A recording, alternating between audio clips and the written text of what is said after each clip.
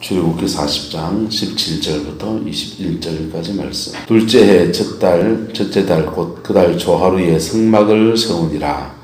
모세가 성막을 세우되 그 받침들을 놓고 그 널판을 세우고 그 띠를 띠띠우고 그 기둥들을 세우고 또 성막 위에 막을 펴고 그 위에 덮개를 덮으니 여호와께서 모세에게 명령하신 대로 되니라. 그가 또 정거개를 궤에 넣고 채를 궤에 깨고 속죄서를 궤 위에 두고 함께 했습니다. 또 그 궤를 성막에 들어놓고 가리개 기장을 늘어뜨려 그 정거개를 가리니 여호와께서 모세에게 명령하신 대로 되니라. 아멘. 이 말씀의 축복과 은혜가 저와 여러분 영혼 속에 온전히 이루어지게 되기를 예수 이름으로 축복합니다.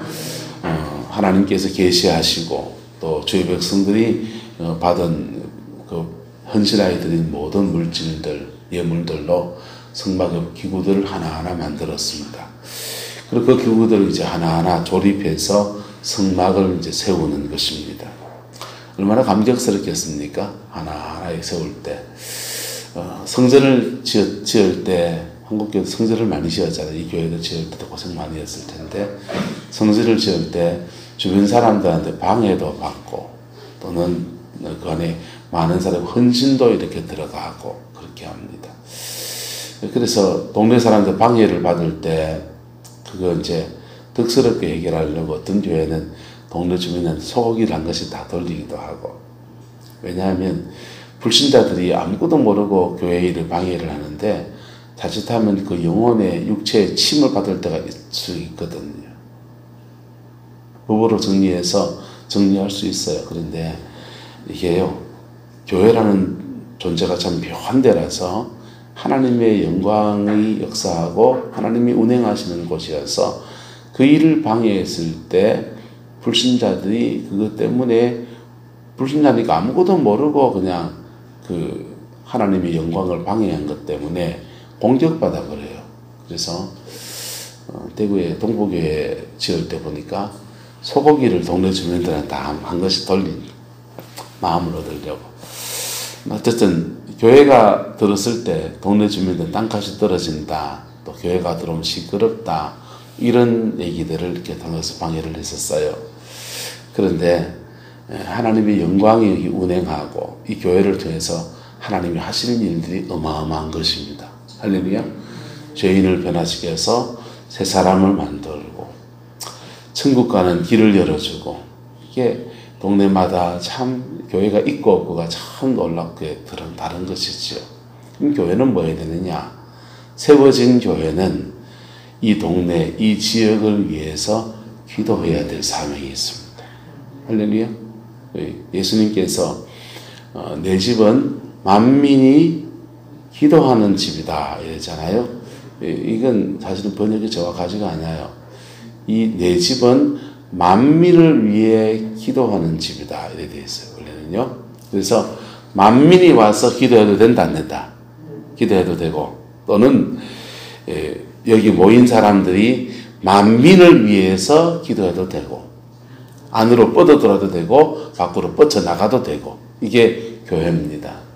세상에 죄악이 창궐해도 중보하는 중보자들이 교회가 살아있으면 세상 타락해도 하나님 그 세상에 대해서 상한 갈대를 꺾지 않으시고 꺼져가는 심지를 끄지 않으시는 주님의 사랑이 거기 머물러 있는 거예요. 불교는 스님들을 이렇게 나눕니다. 2판과 4판으로 나눕니다. 2판 스님들은 주로 이제 기도하고 저 말단 암자에 들어가서 기도하고 그렇게 기도 생활을, 정진 생활을 하고 40일 했다가 뭐 반쪽 누워 잤다가 아침밥을 안 먹었다가 계속 무건 수행을 했다가 그런 수행하는 종교로 가요. 이게는 대성불교, 한국은 대성불교지만 대성불교 안에 있지만은 이판성은 소성불교처럼 사는 거예요. 근데 사판성은 그런 스님들을 이렇게 뒤에서 누가 밥을 또 갖다 줘야 되잖아요. 쌀도 시주를 얻어다 갖다 줘야 되고, 또 절에도 행정적인 사무가 있잖아요. 그런 행정적인 것들을 보기 위해서 행정성이라고 해서 사판성을 둡니다. 불교가 제대로 되려면 2판과 4판이 구분이 되어 있어야 된다, 안 되어 있어야 된다? 되어 있어야 되죠. 그래서 불교 정신이 살아있는 2판성이 탁 살아있고, 4판성들은 가끔씩 마음이 허하면 내려와서 옛날 말 기생집에도 가고 고스톱판도 치고 룸사롱도 가고, 요즘 절에 뭐 주지들 막 타고 쳤던 분들 다 옛날 말하면 다 4판성인 거죠. 2판과 4판이 근데 뒤섞여 버리면요, 그건 개파이 되거든요. 그걸 이제 2판, 4판, 공사파이라 하는 겁니다. 그런데 불교만 그런 게 아니라 캐톨릭 교회도 보면은, 성당도 보면은 주임 신부, 이렇게 구룡포 성당에 오는 주임 신부, 이렇게 주임 성당에 내려와 있는 수녀님들, 이런 그 일반 성도들을 상대하는, 신자들을 상대하는 스님이 아니거든요. 신부님들이 계시고, 그 다음에 신학교를 들어갈 때 아예 그분들 나눠요. 수도성과 수도 신부와 그 다음에 주임 신부의 길로 나눕니다. 그래서 수도 신부는요, 이게 피정하러 가면 볼 수 있습니다. 저 외관 뭐 이렇게 분도에 외관 뭐 있잖아요. 저도 안 가봐서 그 수도원 같은 데 있거든. 외관 수도원 이런 데, 분도 수도원 이런 데 가면은 거기에 수도 신부들이 계셔요. 그분들은 인생을 죽게 들여서 사람들 잘 만나지도 않습니다. 그냥 기도하고 묵상하고 성경 읽고 또 기도하고 묵상하고, 낮에 너무 운동하면 안 하면 안 되니까 밖에 나가서 들어가서 고구마도 캐고 노동 조금 하고 또 기도하고 또 묵상하고 운동하고 그렇게 보냅니다. 중세 교회가 타락했다 그래도요, 완전히 그런 건 아니에요. 중세 교회 시대에 그 불교 말로 2판이고, 캐톨릭 말로 하면 수도신부들이 정신이 버뜩 살아있는 거예요. 버뜩 살아있고, 바깥에 영주들 만나고 귀족들 만나고 거기 로비하고 또 그들 헌금 받아서 성당을 꾸려나가고, 이런 분들은 이제 주임 신부들은 세속하고 굉장히 계속 만나는 거예요. 근데 세속과 만나지 않고 하나님 앞에 자기만의 세계를 깊이 들어가는 수도 신부들이 존재합니다. 그리고 시대가 되게 타락해지면 이 수도 신부들이 밖으로 나와요. 수도 신부들이 밖으로 나와서 시대를 호통을 칩니다. 호통을 치고, 그리고 그 교훈을 받고, 그리고 그 영적인 흐름들 속에 자신을 이렇게 정결케 하고 한 시대가 다시 갱신되어지는 거예요. 성 프란체스코 같은 사람들이 그런 사람들이고요. 베네딕트 같은 사람도 그런 사람이고, 성 버나드 같은 사람들도 그런 사람들이고요. 그런 분들이 이렇게 툭툭 일어나가지고 한 시대를 이렇게 개혁했던 거예요. 근데 이제 그 캐톨릭과 불교는 그렇게 2판과 4판, 수도성과 수도신부와 주임신부를 이렇게 나누어서 그 종교 자체의 정결함을 지켜가는 그런 수단을 강구했다면, 개신교는 이게 뒤섞여 있는 겁니다. 개신교도 하나님이 주의 종으로 부른 사람들 중에서 하나님 앞에 깊이 들어가는, 마치 주임 수도신부와 같은, 뭐 이건 직제를 안 나눴으니까 뭐라고 말했는지 모르겠어요. 하여튼 수도사의 길을 걷게 하는, 개신교 수도사의 길을 걷게 하는 사람들이 있을까요, 없을까요? 있지요. 있잖아요. 있고, 그 다음에 교회 성도들을 돌보고 양떼를 목회하는 그런 사람들이 이렇게 사실은 하나님이 부름받은 대로 각자의 길이 사실 다른 거예요. 근데 이게 개교회주의가 되다 보니까 이게 원활하게 소통이 잘 안 되는 거예요. 캐톨릭 같은 데는 이게 단일교회 체제이기 때문에 사람들이 마음이 영이 피폐해지고 그러면은 피정을 보냅니다. 외관 분도에 피정을 간다든지, 그 사람들은 조용히 묵상기도는 피정만 했는데 어느 날부터 한국 개신교 그걸 배워갔습니다. 그래서 방언하고 막 박수 치면서 예수님 찬양 이런 것도 하고, 그 성령 세신이라 그래요. 그래서 성령 세신 쪽에 이렇게 보내기도 하고 피정에 보내기도 하고 하면서 그 사람들은 성도들의 신앙을 주일날 오는 신앙에서 만족하지 않고 그걸로 해결을 못할 때는 이제 피정을 보낸다든지 또 깊은 성령 세신 쪽에 가서 그건 귀신도 쫓아냅니다. 귀신도 쫓아내고 은사도 경험하고 성령 안에 새롭게 하는 그런 일들을 해나갑니다. 저는 개신교도 이걸 좀 정리를 해야 된다 생각합니다. 우리 개신교도 캐톨릭이나 불교의 철학이나 신학을 따라가지 않고 개신교 신학 안에서 이 두 가지를 좀 정리를 해야 된다라고 생각합니다. 그래야 한국교회가 비전이 있고 미래가 있다라고 생각해요. 한국교회는 70년대, 80년대까지는 기도가 살아있는 교회였습니다. 기도가 살아있는 교회였고 애들은 수련회 가면 의뢰이 여름에 겨울에 기도원 가는 줄 알았습니다. 요즘은 코로나 때문에 수련회도 못 가지만 수련회 가면 어디로 갑니까? 기도원 갑니까? 바다로 가서 이제 네크레시나고 놀다 옵니까? 네크레시나 놀다 오는 수련회가 되어버렸어요. 정말 하나님의 은혜를 받고 주를 만나는 그 만남을 가지고 그 다음에 교회 와서 다시 그걸 유지해 나가는 이런 시스템이 무너져 버린 거예요. 산마다 기도하는 사람들이 있어서 하나님의 부름받은 대로 늘 철야기도 하고 산에 가서 늘 부르짖기도 하고 영적 전쟁을 한 분들이 있어서 교회에 정말 문제가 생긴 분이 있고 어려운 분이 있으면 그 길에 보냅니다. 보내면 한 서너 달 일에 지내면 세 사람이 내가 오고 그랬다고요. 그런데 요즘도 전화 와요. 사람들이 어디 좋은 기도원 갈 만한 데 있습니까? 제가 한마디로 말하면 없습니다. 합니다.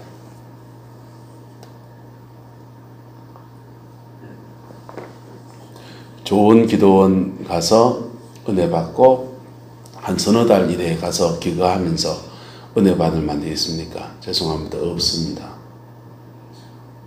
옛날에 가면은 정말 없는 사람도 가도 이래 가면은 그 기도원에 봉사할 거 이래 하면서 밥도 얻어먹어가면서 기도하고 그랬거든요. 주방에 봉사하고 그랬는데 요즘은 기도원에 가면 이제 매식 한 끼당 얼마씩 식대를 내야 돼요. 4,000원 정도. 그 다음에 잠자는 숙박비 내고 그 다음에 집회 때마다 헌금 좀 하고 나면 경제적으로 안 받쳐주면 갈 수가 없어요. 갈 수가 없고 그리고 그렇게 가서 그 기도원에 정말 기도하는 사람들이 이렇게 상주하고 있어서 오면은 기도 사역을 해주고 또 영으로 세워주는 그런 사역을 해주는 그런 기도원들이 별로 없어요. 그냥 가서 강사 불러서 막 북적북적 하면서 찬양하다가 집회하다가 그냥 그 강사가 안수기도 하고 그냥 막 그리고 쓰러졌다가 꺾게 끓였다가 그냥 집에 가고 그게요. 그래가지고는요, 물론 뭐 그게 필요하지만은 그 정도 해가지고는 안 돼요.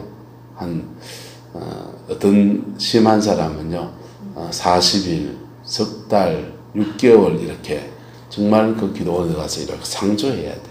상조하면서 새벽에, 오전에, 낮에, 오후에, 저녁에 하루에 4번 집회에 참석하고 시간 나는 데가 산에 가서 기도하고 자신의 죄를 또 회개하고 그래야 됩니다. 이게 지금 다 그 코스를 밟으려면 다 돈인 거예요, 지금. 맞지요? 올라가려고 하면 그치요. 감림산 가려고 그래도 베델기도원 가려고 그래도 그렇고. 근데 그 가도 은사자가 없다니까요. 정말 성령의 기름 부음 받은 하나님이 기독교 이판성으로 부른 사람이 없다니까. 그거 없다니까요. 예. 한국교회가 그분들, 그 기도사역자들 잘 길러내고 그분들을 막 응원을 하고 이래야 되는데 전부 다 이다이라고 낙인 찍어버리니까 다 때려쳐버리고 자기는 부름받은 사명이라고 그거 하고서는 내 자식을 이거 절대 안 시킨다 하면서요. 그 기도할 때도 다 이게 다 요령이 다 있거든. 무대뽀로 하는 게 아니에요. 안수를 하는 포인트가 있고 그 다음에 안수를 할 때 어떻게 하려고 다 그 요령이 있다고요. 그런 것들 다 그냥 매뉴얼 같은 거 하나도 보급을 안 하고 그냥 다 그냥 천국에 다 가셔버렸어요. 그리고 맥이 끊어져 버렸어요. 그거 하나님 앞에 그걸 회복하지 않으면 한국교회는 지금 2판과 4판이 뒤섞여가지고 어제 우리 총회를 했는데 뭐 장신대 애들도 부글부글하고 뭐 총회 결과에 대해서 부글부글합니다. 교단 총회 안에서 일어난 일들 그 안에 지금 총회 노회나 총회 애들은 순진해가지고 연세 많은 목사님 장로님 모이면 좋은 결론이 날 줄 알지만 그렇지 않습니다. 다 정치적인 결론 다 나 있고요. 그래 나 있습니다. 어쨌든 이게 교회 내의 문제입니다. 근데 이걸 개혁할 수 있는 방법이 뭐냐? 바로 저는 한국교회가 2판과 4판을 나눠야 된다 생각합니다. 2판, 4판 나눠서 교회를 좀 통폐합하고 또 남는 목사님들은 수도사로 부름받은 목사님들은 깊은 기도 생활하고 사모님들도 다 같이 기도 생활하고 또 목회자들 의무적으로 모여서 늘 그냥 일주일에 한 번은 전체 지역 전체가 모여가지고 같이 기도하고 그런 거 살리지 않으면 한국교회는 소망이 없다 생각합니다.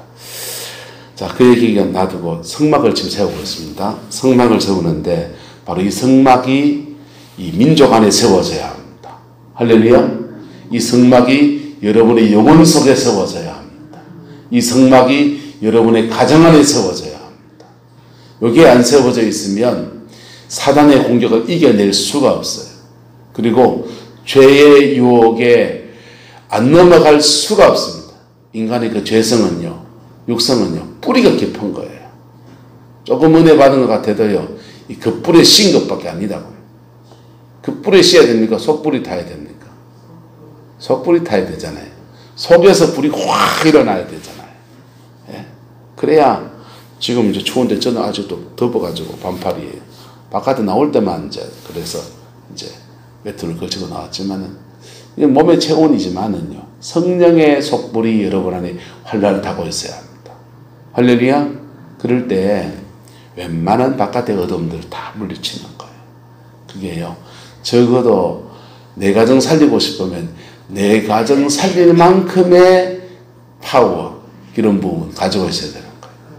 할렐루야. 그 기도 생활해야 되는 겁니다. 그리고 그 성령 안에 이렇게 젖어들어야 되는 거예요. 성도들 중에서 자기 지금 성막을 이제 마지막 정리하는데요. 이렇게 지성소, 성소 이렇게 나눠서 한 부분만 찍어서 나누려고 합니다. 그 성막을 세우는데 첫 번째 세우는 부분들을 속죄소, 지성소 이렇게 세웁니다. 지성소라고 할 때는 하나님이 거기 깊이 계시다 이런 뜻을 가지고 있고요. 거기 속죄소 안에, 지성소 안에 법궤가 있습니다. 뭐가 있다고요? 법궤. 법궤가 괴짝이 하나 있는데 그 괴짝을 법궤를 왜 법궤라 하느냐. 그 안에 십계명의 돌판이 들어있기 때문에 법이 들어있는 판이라고 해서 법궤라고 그래요. 그 다음에 그 위에다가 속죄소가 있습니다. 속죄소는 그 어린 양의 피로 거기 이렇게 덮어놓는 거예요. 어린 양의 피로 덮어놔서 그것을 속죄소라고 합니다. 뭐라고 한다고요? 속죄소. 지성소는 세 가지 이름으로 불려집니다. 지성소는 법궤, 뭐라고요? 법궤, 그 다음에 속죄소. 또 이게 은혜를 베푸는 장소라고 시은자라고 합니다. 은혜를 베푸는 장소라는 뜻이에요. 세 가지 뜻을 가지고 있는데 요 세 가지는 하나님의 영광의 임재를 말합니다. 할렐루야. 그래서 이스라엘 백성이 전쟁을 치를 때 이 법궤를 가지고 나가면 연전연승을 할까요, 안 할까요? 할 수도 있고 못 할 수도 있고. 요 속죄소는 이 법궤는 심판을 의미해요. 뭘 의미한다고요? 심판. 속죄소는요 용서를 말해요. 뭘 말하고요? 용서. 요 두 가지 합쳐서 그래서 이렇게 해서 죄에 대해서 심판하는데 거기 죄를 심판하는 권세를 속죄소가 듣고 있거든요.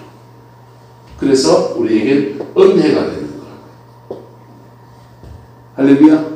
그래서 법궤를 들고 나가 전쟁에 나가면 전쟁 속에서 하나님의 심판이 적에게 떨어져야 되면 누구한테 떨어지고?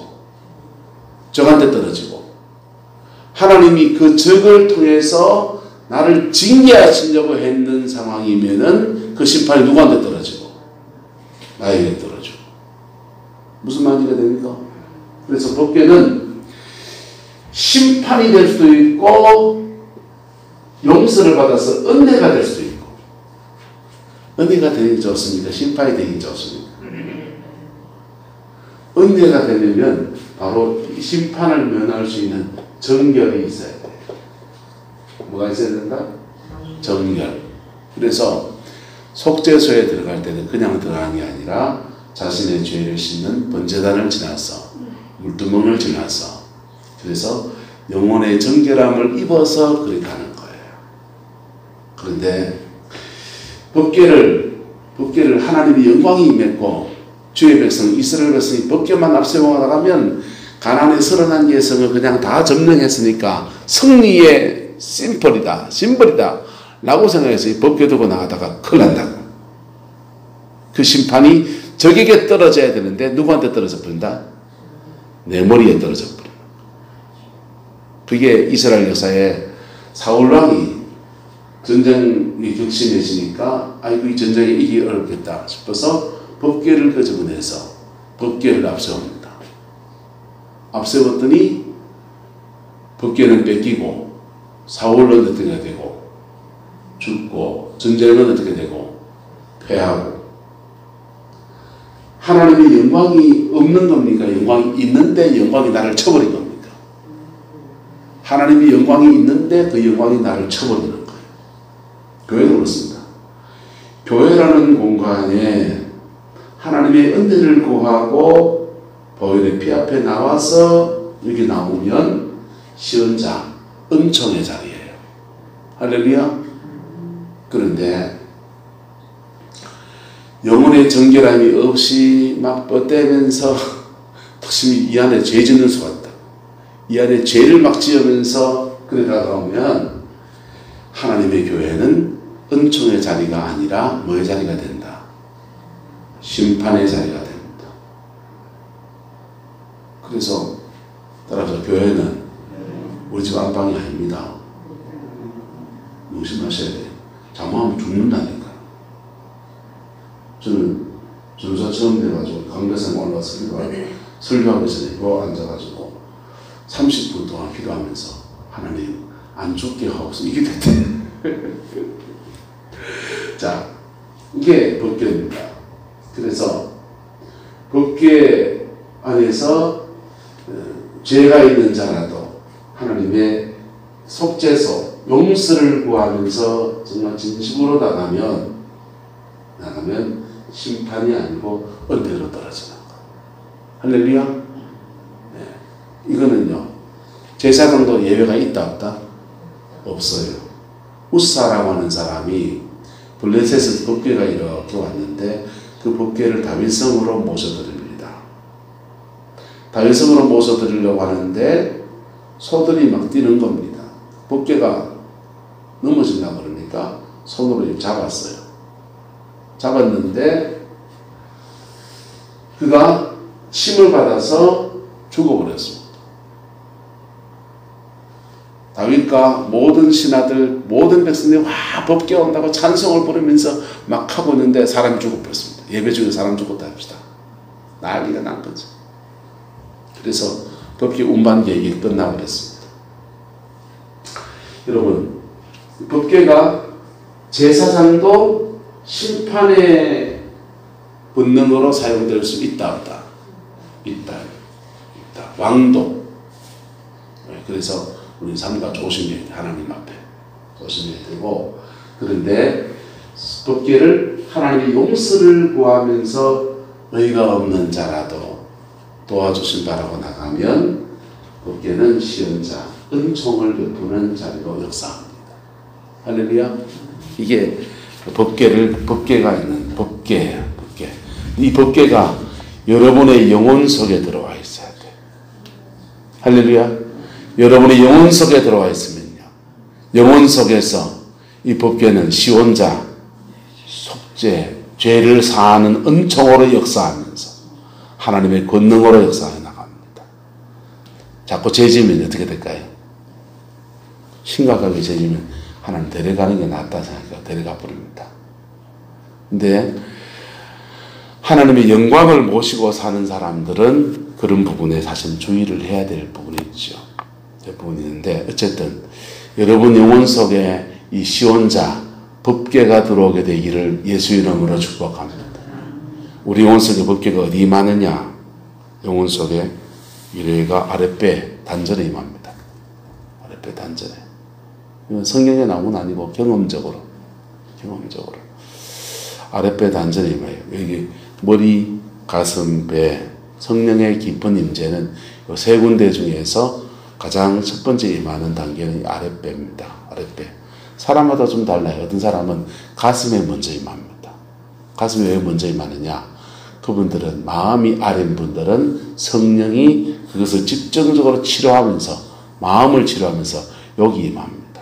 여러분 마음 아픈 일 생기면 마음이 여기 있습니까? 여기 있습니까? 여기 있습니까? 궁디에 있습니까? 여기 있잖아요. 진짜 마음 아픈 일 여기가 아프잖아요. 그래서 마음을 많이 만지신 분들은 성령의 임재가 여기 옵니다. 그래서 그분들의 지성소는 여기가 되는 거예요. 여기가. 캐톨릭 신부님들처럼 묵상 기도를 많이 하는 사람들은 성령의 임재가 주로 이 생각의 영역에 쫙 와 있습니다. 생각의 영역. 그분들의 영적인 지성소는 여기예요. 저희 같은 사람들은 배로 올라오는 기도를 많이 하고 저는 경험적으로 그렇게 아주 이렇게 망한 기도해도 레센드 카이얼 로야스 비카인되지 않나 이런 기도를 하는 사람들은 능력 기도를 하거든요. 이런 기도를 하는 사람들은 이 성령의 임재가 아랫배 단전에 갑니다. 그래서 그런 분들은 영적인 지성소가 이 아랫배 단전이 되죠. 어쨌든 여러분의 영혼 속에 성령이 깊이 임하시게 되기를 예수님의 이름으로 축복합니다. 그렇게 깊이 임한 이게 우리의 지정의와 연결되어 있기 때문에 임한 것에 따라서 나타나는 은사도 달라지고요. 그리고 성령 안에서 자기의 삶을 헤쳐가는 힘도 파워도 다 달라지는 거예요. 그래서 성령 안에서 여러분의 영혼 속에 깊이 임하게 되기를 주의 이름으로 축원합니다. 얘기했죠. 귀신 들린 사람 사역했더니 이 아랫배에다 손을 떠 얹었더니 귀신이 그러더라고요. 거기는 나의 지성소다. 거기는 건들지 마라 이러더라고. 마귀도 여기다 자리 잡는 거예요. 단전호흡 하면서 기순응하는 사람들도 여기에 그들의 영적인 지성소, 사단의 지성소가 열리는 겁니다. 이게요. 사단의 지성소, 다 뽑아내고 거기에 성령의 지성소가 세워져야 합니다. 할렐루야. 이 마귀의 지성소가 세워진 사람들은요, 여기 아랫배가 의지의 영역이거든요. 의지를 마귀한테 뺏겨 있어요.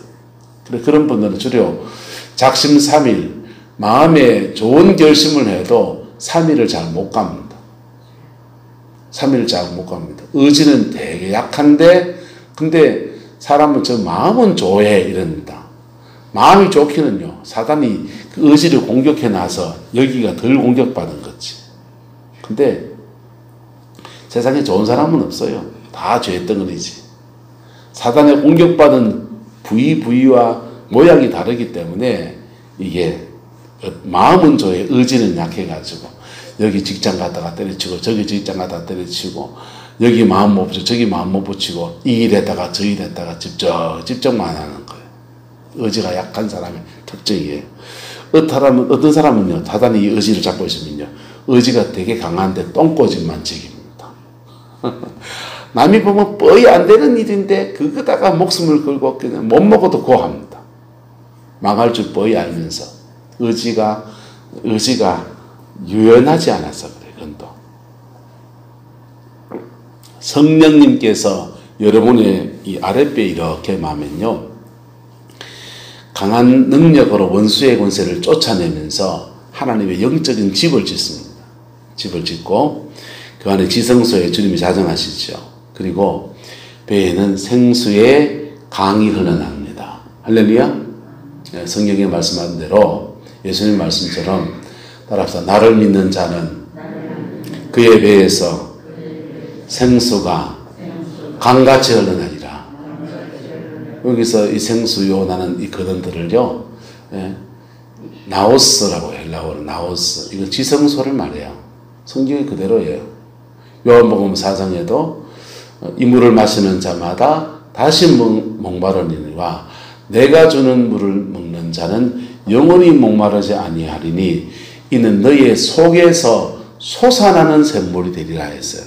이 솟아나는 샘물이 되리라. 이것도 헬라어도 나오스예요. 나오스는 말 그대로 헬라어 원문 그대로 지성소를 말한다고. 뭘 말한다고요? 지성소. 너희의 배에서 생수가 강같이 흘러나니라. 할렐루야. 에스겔서 말씀에 성전 문지방에서 물이 흘러나가는데 그 물이 흘러가는 데마다 생명수의 강이 되어서 닿는 곳마다 살아나는 역사가 나타나는데 그게 신약시대에 이루어지는데 그게 생수의 강이 여러분의 배에서 주님 배라 그랬잖아요. 배 여기 복부요. 예. 밥 먹고 잘못하면 똥만 찰 수밖에 없는 제 배. 근데 여기에 성령이 임하시면 우리 몸을 지성소로 삼으시는 겁니다. 그리고 여기서부터 생수가 계속 흘러나옵니다. 그 생수에 샘이 있는 사람들은요, 마음이 허하면 20-30분 찬양하면요, 이렇게 마음이 평안이 돌아옵니다. 기쁨이 솟아오릅니다. 기쁨이 퐁퐁퐁퐁 솟아오르고 용기가 나서 다시 그 일에 부딪히면 됩니다. 그 생수에 샘이 열린 사람은요, 병자들에게 하나님의 은혜 믿고 손을 얹으면요, 생수가 흘러가 버려요. 그러게 흘러가서 저 사람 살아납니다. 할렐루야. 예. 은사가 뭐 별겁니까? 손 얹어 기도하면 흘러가면서 은사가 개발되는 거지. 그래서 환자 놓고 기도하면 생수의 강이 흘러가면서 영혼이 살아납니다. 뭐 복잡한 얘기는 하는 차근차근 나중에 얘기 나누고요. 여러분 나눴기 때문에 정리해 드리겠습니다. 지성소, 여러분의 영혼 속에 영적인 지성소가 열리기를 주의 이름으로 축원합니다. 그래서 여러분의 가정을 넉넉히 살릴 수 있는 생수의 샘이든지 강이든지 열리게 되기를 주의 이름으로 축원합니다. 먼저 중생하셔야 돼요. 중생하고요. 성령 충만을 받아야죠. 성령 충만 받았습니까? 그 방언이 터진다. 방언이 터졌습니까? 그러면 따라하자. 기도가 배로 내려가야 합니다. 이건 사람마다 영적 지은 다 다르기 때문에 저는 제가 배운 대로 합니다. 기도가 배로 내려가야 합니다. 기도가 입으로 하는 걸레 켈라 바바디스미 가야 된다 스키다 나카리언다이누 이 입으로 하는 방언 말고 기도가 배로 내려가야 돼. 배로 확 내려가야 돼. 이거는 여러분 막 방언을 막 하다 보면 성령이 막 어떤 격동의 기도를 하게 될 때 기도가 배로 내려가요. 인위적으로 기도가 배로 내려가는 방법은요, 방언 기도를 하는데 천천히 레덴데로더세 카라마티 베이덴디스키 카예덴다스키다 노예덴다 있고 이래 안 하고 방언을 빠르게 강하게 하는 거. 레덴다 마카리 마카인다스키 득한다라 마카야 우얄라바바디시. 근데 손도 막 움직입니다. 손도 막 움직여서 막 하다 보면 어느 겨대 기도가 배로 내려가요. 또는 옛날 기도원에 다닐 때는 이제 이렇게 손 들고 기도합니다. 전부여 의지여서 손 들고 옵니다. 손 들고 찬양하다가 손 들고 기도합니다. 주야! 막 이럽니다. 그러면요, 이 호흡과 굉장히 관련이 있어요. 저는 찬양사에 그랬기 때문에 이거 압니다. 이렇게 손을 들면 횡격막이 들려요. 횡격막이 들리면서 복식호흡을 해요. 복식호흡을 하면서 기도도 배로 내려가 버려요. 그래서 배에서 올라오는 기도가 됩니다. 여자분들은 대장적으로 조금 힘들죠. 남자들은 이게 좀 쉽고. 근데 입으로 그냥 이렇게 기도하면 나타나는 은사가 달라지고요. 배로 내려간 사람들의 기도 속에서는 나타나는 은사가 또 달라집니다. 배로 내려간 사람들의 그런 기도한 사람들은 강한 능력이 있고, 뭐가 있고요? 능력이 있고, 의지에 속한 믿음이 강해지고, 의지가 믿음, 의지잖아요. 믿음이 강해지고, 그리고 영적 파워가 있어서 마귀를 쫓아내고, 하나님의 힘이 작동하는 은사들이 배로 내려간 사람들의 기도를 통해서는 그런 사람들의 은사가 나타나요. 가슴에 맺힌 기도를 한 사람들, 마음에 막 기도하면 우는 분이 있습니다. 마음에 지성소가 있는 사람들은요, 영의 지성소에 있는 사람들은 막 기도하면 많이 울죠. 우는데 그런 분들은 마음을 치료하는 은사가 주어집니다. 상한 마음을 가진 사람, 그 사람 만나면 이상하게 편안해집니다. 편안해집니다. 생각으로 기도를 많이 한 사람, 묵상 기도 많이 한 사람들은 생각의 영역에 하나님의 지성소가 임합니다. 그런 분들은 예언의 은사, 지혜 이런 쪽으로 하나님의 지성에 속한 은사들이 그에게 나타나요. 각자의 지성소 어쨌든 간에 열리게 되기를 축복합니다. 그런데 가정 안에 영적인 형편이 굉장히 어둡고 막 싸워야 될 게 많은 사람은 무조건 배로 내려가야 됩니다. 싸워야 되니까. 하나님의 파워가 와야 되니까. 할렐루야.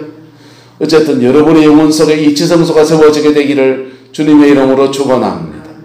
지성소가 세워지면 여러분 그 지성소를 통해서 심판할 것인가, 용서할 것인가, 은혜를 베풀 것인가, 성령 안에서 여러분에게 굉장히 판단력가 있습니다. 주의해야 됩니다. 내가 지성소가 있는 사람이다. 그럼 내가 누구를 심판할 것인가, 누구를 용서할 것인가. 성령이 하잖아요. 성령이 하십니다. 성령 안에서 내 인격이 어디에 심냐에 따라서 흐름이 달라집니다. 여러분을 통해 딴 사람을 심판하시겠습니까? 다른 사람을 긍휼과 사랑으로 이끄시겠습니까? 정지하지 마셔야 돼요. 판단을 내려놔야 돼요. 성령의 지성소가 임한 사람들은요, 함부로 판단하고 함부로 정죄하다가 큰일 나요. 그 받은 사람은 주의해야 되고, 성령의 지성소가 임한 사람들을 대하는 사람들의 자세도 좀 달라야 됩니다. 함부로 사람을 대하면 안 돼요. 그냥 동네 아줌에 대하면 안 됩니다. 그분들은 심판할 수도 있고 말 수도 있고 용서할 수도 있고. 베드로한테 그러잖아요. 네가 네 죄든지 사하면 사해질 것이고 그냥 두면 그냥 있을 것이고. 그게요, 영적인 지성소가 임한 사람들에게 이걸 잘못 사용하면 그 지성소가 임한 사람은 하는 지성소에 뺏어볼까 안 뺏어볼까요? 뺏어버립니다. 뺏어버린다고. 그래서 임한 사람도 주의해야 되고 그 임한 사람을 대하는 사람들의 자세도 주의해야 되니까. 그래서 만남이 복이 되어야 하는 것입니다. 할렐루야. 그 은혜가 저와 여러분의 가정과 삶에 여러분의 영혼 속에 온전히 이루어지게 되기를 주의 이름으로 축원합니다. 기도하겠습니다. 좋으신 아버지 하나님, 주님의 나라가 이루어지게 하옵시고 주님의 그 뜻이 이루어지게 하옵시고 우리 영혼 가득히 하나님의 지성소가 열려지게 하옵소서. 아버지, 우리의 생각과 마음과 우리의 뜻에도 성령의 깊은 임재가 있어서 그 임재 안에서 승리하는 그리스도의 삶이 펼쳐지게 우리 하나님 역사하여 주옵소서. 여호와께서 함께해 주시기 원합니다. 예수님의 이름으로 축복하며 기도드리옵나이다. 아멘.